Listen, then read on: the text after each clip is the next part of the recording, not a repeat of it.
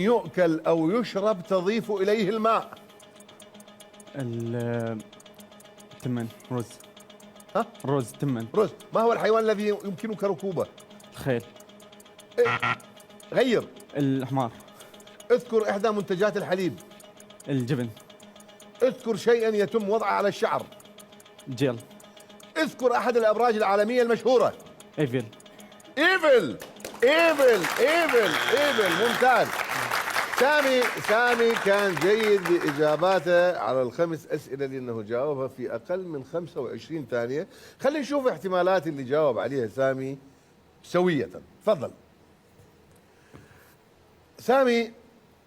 أنا سألتك سؤال هو سمي شيئا يؤكل أو يشرب تضيف إليه الماء، كان جوابك رز. أوكي، كم نقطة أخذت عليها؟ 11 نقطة. ممتاز. يعني الآن المجموع 102 نقطة. السؤال الثاني كان ما هو الحيوان الذي يمكنك ركوبه؟ جاوب الخيل مصطفى. أنت جاوبت الحمار. الحمار.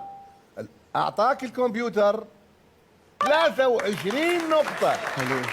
روعة روعة روعة روعة. السؤال الثالث كان اذكر إحدى منتجات الحليب اللي جاوب عليها مصطفى قال لبن. أنت ايش قلت؟ الجبن. الجبن. جبن. ايش قد أخذ؟ 30 نقطة. لا يا باقي 45 نقطة تحصلوا على جائزة قيمتها 10 مليون دينار. تجي ان شاء الله. السؤال الرابع كان اذكر شيئا يتم وضعه على الشعر. كانت إجابة مصطفى زيد. أنت قلت جيل. جل. 21 نقطة. يعني باقي لك 24 نقطة. يلا. أنت شو تقول؟ تجي إن شاء الله. 24 نقطة تقدر تجيبها؟ تجي ان شاء الله. تاخذ 10 مليون دينار. جمهور، أيها الجمهور شو تقولون؟ يجيب ال 24 نقطة؟ تجي ان شاء الله. يا الله حلو. تصفيق. زين انا اجيب ال 24 نقطة، اجيب ال 24 نقطة؟ اقدر لو ما اقدر؟ انا ما اقدر؟ لا خلنا نرجع. السؤال الخامس اذكر احد الابراج العالمية المشهورة.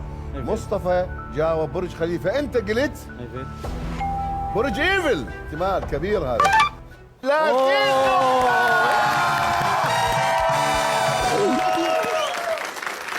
مبروك مبروك مبروك مبروك مبروك مبروك لكم الجائزة اللي قيمتها 10 مليون. يا مبروك مبروك مبروك مبروك مبروك مبروك.